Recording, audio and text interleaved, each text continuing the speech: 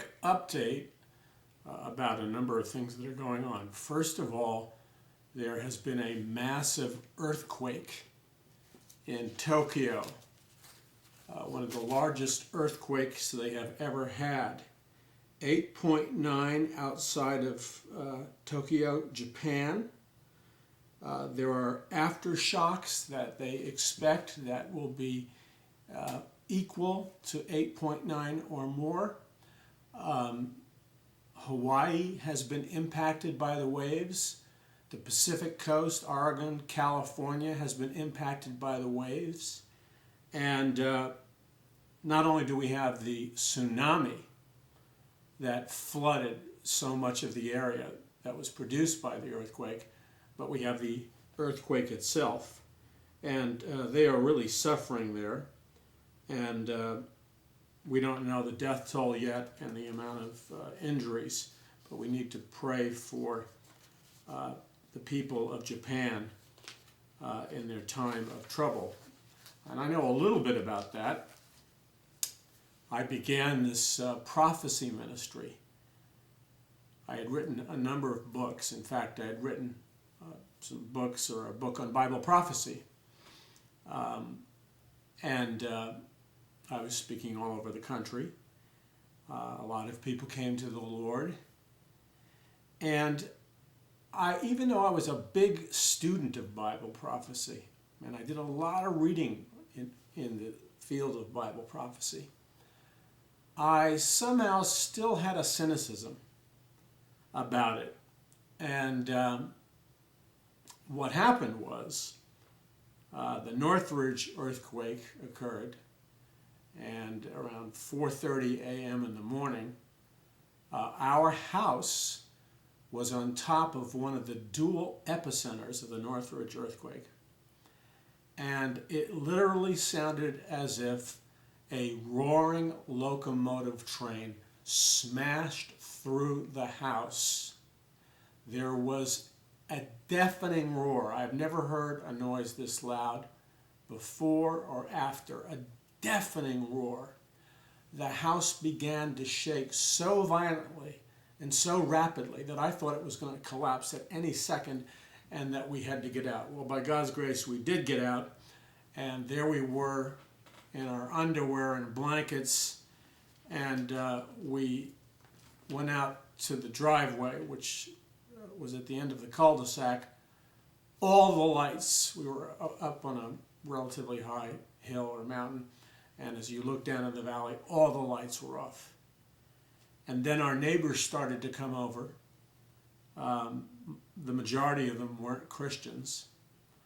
And the neighbors who were not Christians, and some of my neighbors who were Jewish, just came right out and said, "Paul, are these the signs of the times that Jesus Christ talked about? Is this the end of the world?" Now, I must have been asked that question, is this the end of the world, countless times. And it was amazing.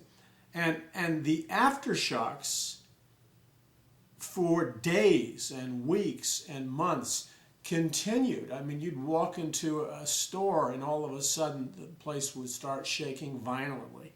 There would be, you'd attempt to go back in your house and the place would shake violently. It would go on and on and on and on. And it went on for months and months and months. Our house was relatively near, you've seen the picture of those freeways that collapsed in Southern California.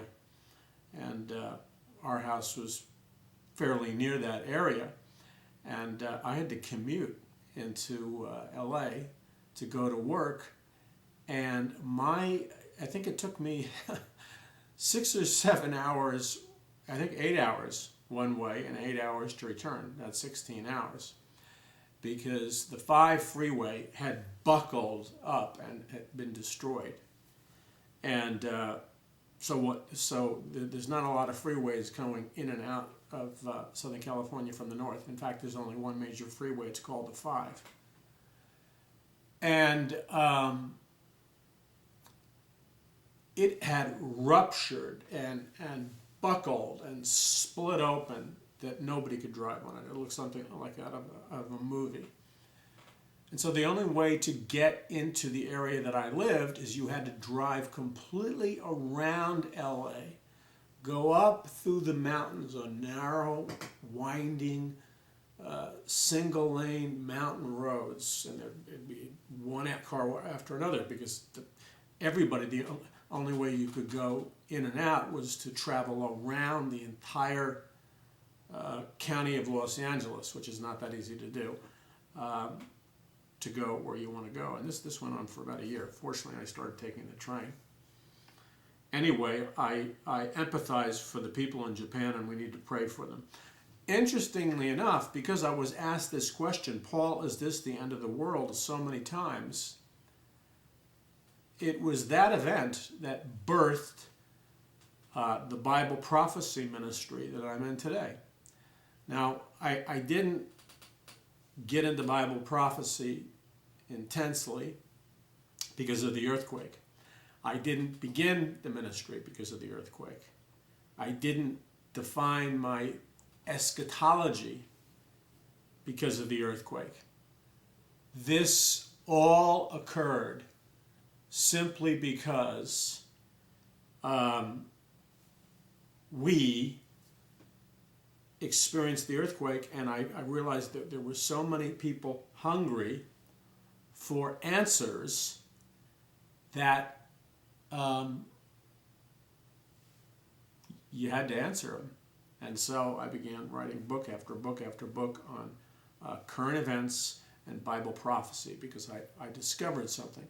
I discovered that a lot of people that are not interested in religion, who don't like Christianity, who have walked away from Christianity, are interested in current events, analysis, politics, oil, economics, who's controlling our government, global currency, and all those things. People are very interested in those subjects. And I have the opportunity to talk about those things from a biblical perspective. And by God's grace, we get emails all over the world from people who have read my books, like The Day the Dollar Died, and Are You Ready for the Microchip, and Are You Ready? And many of them write me and say, my husband or my wife came back to the Lord, my boss came to the Lord.